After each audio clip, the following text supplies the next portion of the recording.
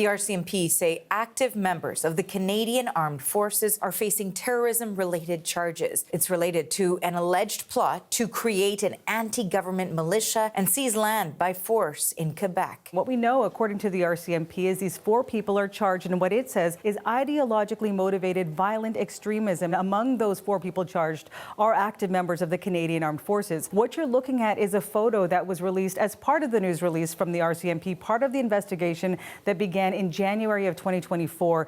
The RCMP alleges that the accused were involved in activities to, quote, forcibly take land in the area of Quebec City. The RCMP also says that 3 of the accused allegedly planned to create an anti-government militia, allegedly taking part in militia-style training like what you see here in that photo. That includes exercises like shooting, navigation, as well as ambush and survival skills. Police also alleging that they took part in scouting operations. Now, there is another photo released by the RCMP as part of this investigation. It is a screenshot of an Instagram account. The RCMP saying at this point that the accused, one of them anyway, allegedly created this account to try to recruit members into this militia. Now, charged with facilitation of terrorist activities are 3 people, all in their mid-20s. We've got their names for you right now. They are 24 to 25, ranging in age, including Marc Aurel Chabot, 24 of Quebec City, Simon Anger Odette, 24 of Neuville, and Raphael Lagacé, 25 of Quebec City.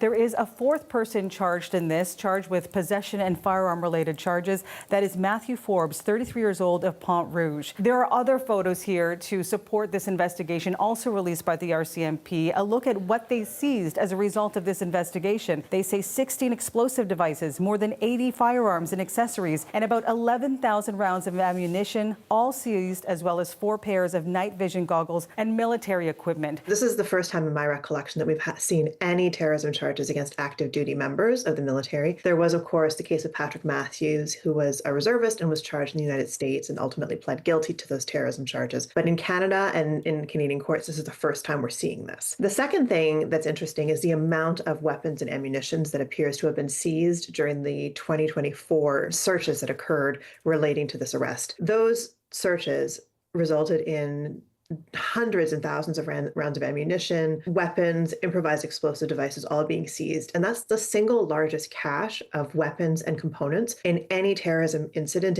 in Canadian history.